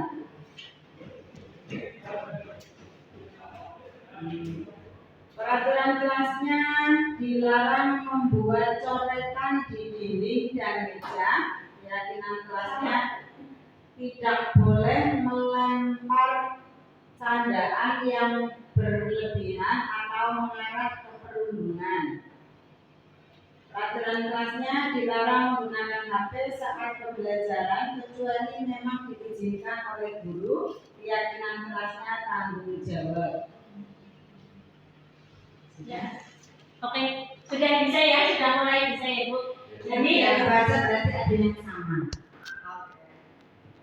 Terima kasih sekali Bu Prof. Ya, jadi keyakinan kelas. Saya lanjut aja. Nah, di sini ada bersikap positif. Bersikap positif bisa meliputi tampak seperti dan tidak tampak seperti. Sebenarnya Bapak Ibu bisa mengisi di sini, tapi karena keterbatasan waktu ya, jadi saya lanjut aja. Kalau muncul tampak seperti dan tidak tampak seperti itu menandakan kalau tampak seperti, contoh hadir 15 menit sebelum pembelajaran dimulai. Kalau tidak tampak seperti berarti kebalikannya, berarti terlambat masuk kelas. Terus mengerjakan tugas tepat waktu, berarti tidak tampak seperti itu. Tugas belum selesai dan dikumpulkan sesuai dengan batas waktu yang ditentukan. Jadi tampak seperti itu yang baik, kalau tidak tampak seperti itu kebalikannya atau pelanggarannya itu seperti itu. Saya lewatin aja ya, bisa membedakan ya. Ya, untuk berikutnya itu adalah apa ya ini? Namanya kalau pembuatan di disiplin positif itu ada tabel Y, T sama tabel Y. Kalau tabel T itu yang tadi mengerti dan tidak mengerti. Tetapi kalau Y itu seperti ini.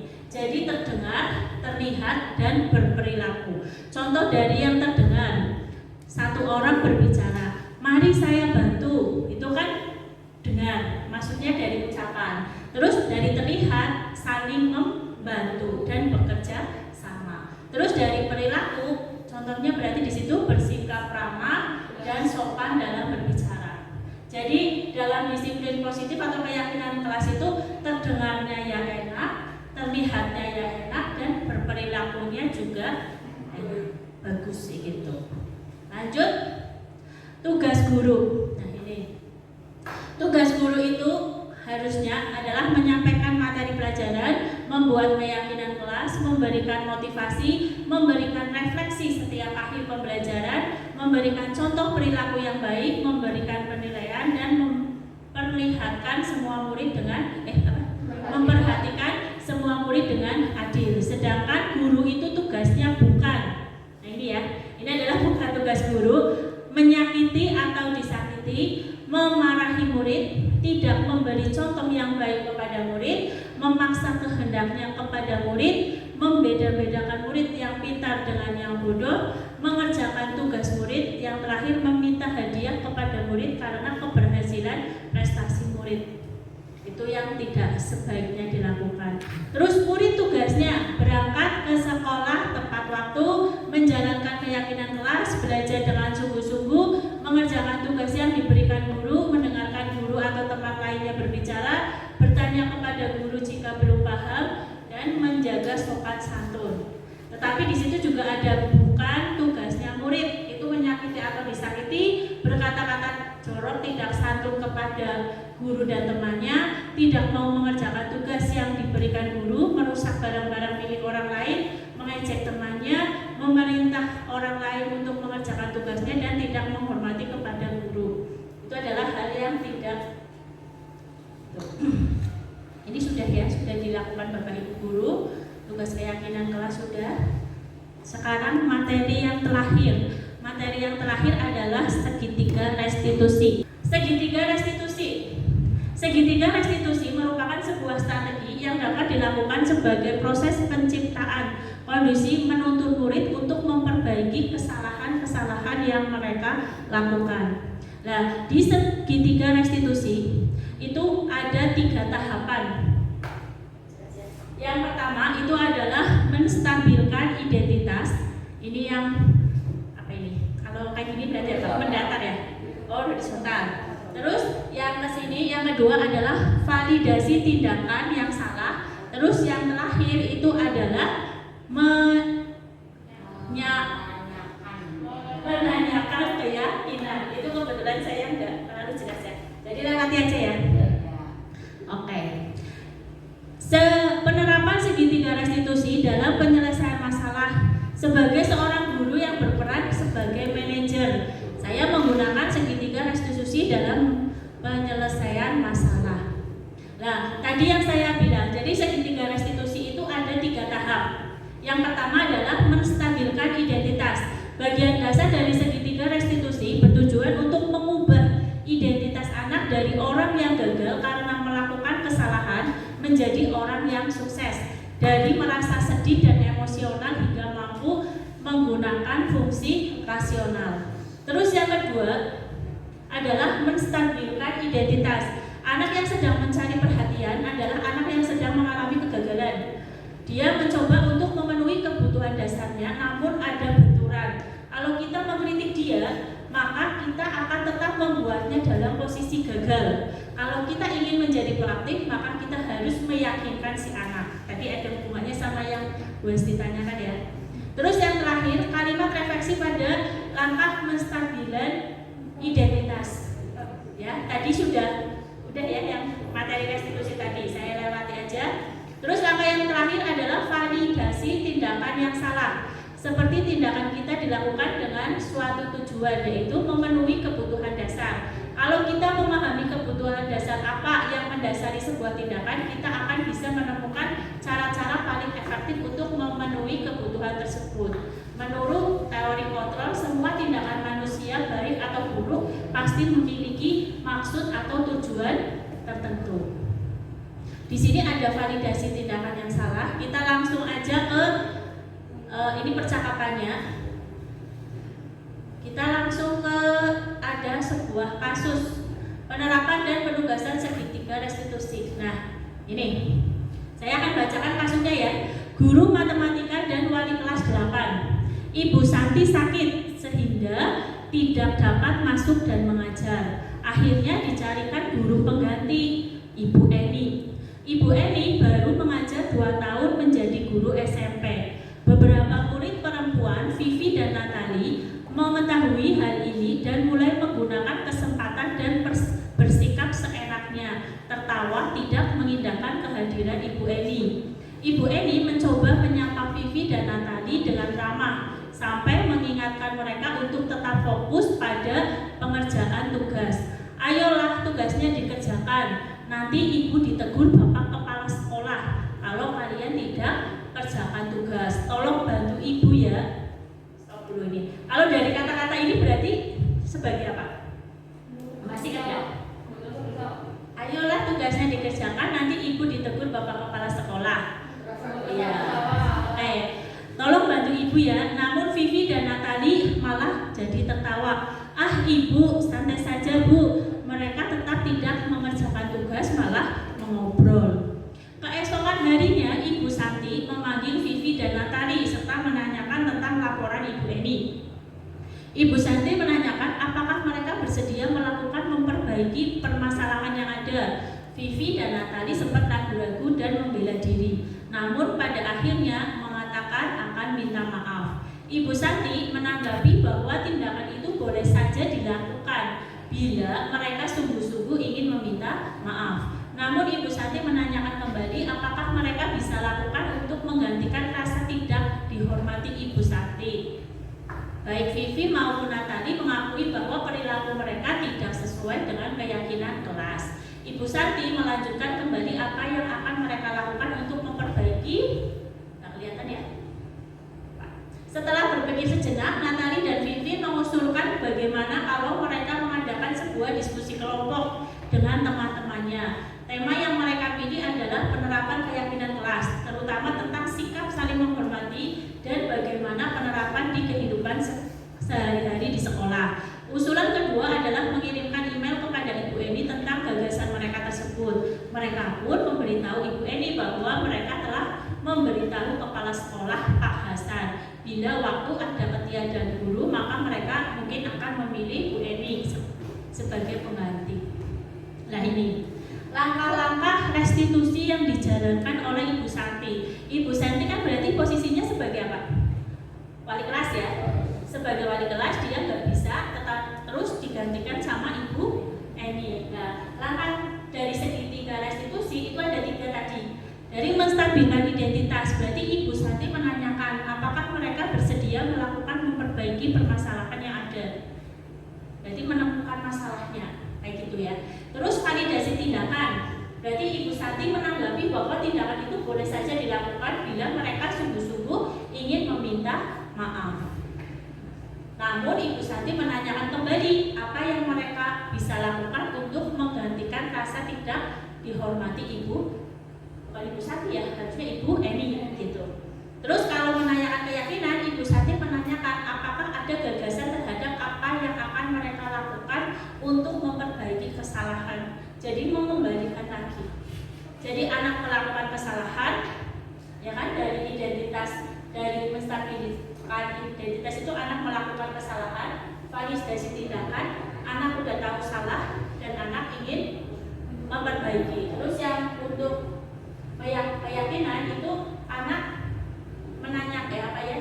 guru itu menanyakan, pokoknya tindakan itu sesuai dengan keyakinanmu apa enggak gitu kan. Oh ternyata tidak, dia melanggar apa. Terus apa yang akan kamu perbuat? Itu masuk ke menanyakan keyakinan. Terus kayaknya panjang ya. Nah, posisi apakah yang telah diambil oleh Ibu Emi dalam menanyakan Vivi dan Natali? Oh ini adalah contoh-contoh gitu. Nah ini sepertinya tadi soal yang ini adalah yang tadi Bu Dia sampaikan ya. Ada soal seperti ini.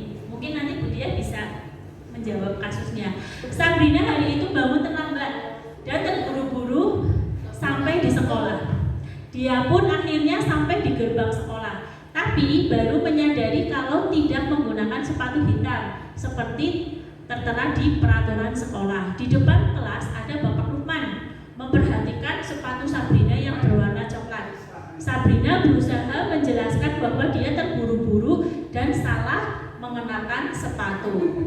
Pak Lukman menanyakan Sabrina, apa peraturan sekolah tentang seragam warna sepatu? Sabrina menjawab sudah mengetahui sepatu harus berwarna hitam, namun terburu-buru dan salah mengenakan sepatu sehingga tidak mungkin kembali pulang karena rumahnya jauh sekali. Pak Lukman tetap bersikeras pada peraturan yang berlaku dan mengatakan, ya sudah, kamu sudah melanggar peraturan sekolah, kamu salah, sudah terlambat, salah pula warna sepatunya.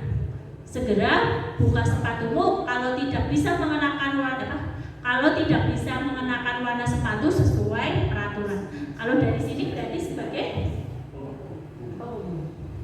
Sabrina mau minta maaf dan memohon kembali kepada Pak Lukman agar tetap dapat mengenakan sepatunya dan berjanji tidak akan mengulang kesalahannya. Namun Pak Lukman tidak mau tahu. Tidak, kamu telah melanggar peraturan sekolah. Kalau tidak sanggup ambil sepatu di rumah atau diantarkan sepatu ke sekolah, ya sudah, kamu tidak bersepatu saja seharian di sekolah. Sekarang copot sepatumu dan silahkan belajar tanpa sepatu seharian. Sabrina pun dengan berat hati mencopot sepatunya dan memberikannya kepada Pak Lukman. Seharian dia tidak berani berkeliling sekolah karena malu dan lebih banyak berdiam diri di kelas tanpa alas sepatu. Nah, ini adalah pertanyaannya. Yang pertama, mungkin saya nanti yang pertama, posisi apakah yang diambil Bapak Lukman? Indikatornya tadi ya, dia suruh lepas sepatu, ya kan? Terus apa lagi tadi? Pokoknya suruh lepas ya, tidak menerima alasan gitu. Terus bila Bapak Lukman mengambil posisi sebagai manajer, apa yang akan dikatakan pertanyaannya seperti apakah yang akan diajukan ke Sabrina? Kalau sebagai manajer berarti gimana? Kenapa kamu nggak pakai sepatu? Terus? Sudah tahu aturan yang ada di sekolah ini? Sudah tahu. Misalkan saya menjawab, iya Bu, saya sudah tahu peraturannya. Kedepannya mau bagaimana? Mau perbaiki ini? Terus sekali ya, sudah menjiwai sekali berarti tadi. Terus nilai kebajikan apa yang ingin dituju oleh peraturan sepatu berwarna hitam? Nilai kebajikannya. Nanti keyakinan kelasnya, disiplin. Ya, tanggung jawab mungkin ya akan peraturan itu gitu. Terus bagaimana Anda menyikapi langkah yang diambil Pak Lukman? Pak Lukman itu kan berarti sebagai penghukum. Berarti harusnya itu Pak Lukman sebagai Oke, ini jawabannya hampir benar semua. Ya, sudah selesai. Itu adalah materi yang saya sampaikan tentang disiplin dan budaya positif. Dimulai dari disiplin positif. Terus tadi ada apa lagi ya Bapak Ibu? Ada kebutuhan dasar manusia, ada 5 posisi kontrol, terus ada segitiga restitusi. Satunya lagi keyakinan kelas tadi ya. Itu adalah materi yang saya akan sampaikan sudah saya sampaikan. Semoga aja dengan materi ini bermanfaat bagi Bapak Ibu semua ya, sebagai tambahan aja seperti itu. Mungkin sebelum saya tutup, Bapak Ibu ada yang memberikan umpan balik atau memberikan saran kepada saya? Aku sama Bu Mik ya. Oke, umpan balik dan saran yang dapat saya sampaikan untuk Bu Wiwit. Yang pertama, kita sebagai guru setelah mengikuti diseminasi ini, kita jadi lebih paham apa arti disiplin positif. Yang kemarin-kemarin disiplin itu berarti harus taat peraturan, tapi sekarang dengan adanya diseminasi ini kita lebih tahu tentang arti disiplin positif. Kemudian yang kedua, kita bisa membuat atau membedakan peraturan kelas dan keyakinan kelas. Kemudian yang ketiga, kita sebagai guru jadi tahu bagaimana sih cara menyelesaikan permasalahan dengan baik, itu dengan menggunakan segitiga restitusi. Mungkin ada saran lagi dari Bapak Ibu. Kalau tadi sudah umpan baliknya, mungkin ada saran. Bapak tadi atau Pak Faiz ada saran buat saya? Sarannya ini dulu jadi mungkin bukan saran, buat saya bisa memahami apa itu dari positif, apa itu keyakinan kelas. Jadi mungkin kedepannya saya bisa menerapkan di dalam belajar. Luar biasa sekali. Mungkin ada lagi? Tidak? Masih mungkin? Terima kasih atas paksaannya. Ya mungkin di sini untuk saya sendiri yang biasanya memang kasus dengan ada yang tinggi itu ya jadi introspeksi masukan gitu. Ternyata memang kebutuhan anak itu tidak hanya dia tahu salah, tapi lebih kepada menyadari kesalahannya dan memperbaiki sehingga dia memiliki kemampuan dalam diri mereka untuk menyadari saya seperti ini, saya harus seperti ini, punya memperbaiki sehingga budaya positif seperti itu jadi bisa diciptakan gitu. Terima kasih. Ya, terima kasih. Mungkin untuk mengakhiri, sebelum mengakhiri kita tepuk lagi yuk. Ya. Tepuk. Ayo Bapak. Ada lagi ya. Tepuk sukses. Di hatiku ada cinta, di mulutku ada doa, di tanganku ada karya. Sukses, yes. Ya, terima kasih untuk kerjasamanya dan partisipasinya dari Bapak Ibu guru semua. Semoga ilmu yang saya sampaikan atau pengetahuan ini dapat memberi dampak positif ya bagi kita. Di pokoknya intinya budaya positif itu dimulai dari diri kita. Kalau kita tidak memulai, siapa lagi yang akan memulai? Seperti itu. Minimal kita bersepuluh ini kita mulai membudayakan positif itu. Ya, seperti itu. Terima kasih kerjasamanya. Mohon maaf jika ada kata-kata saya yang kurang berkenan di hati Bapak Ibu semuanya. Wassalamualaikum warahmatullahi wabarakatuh.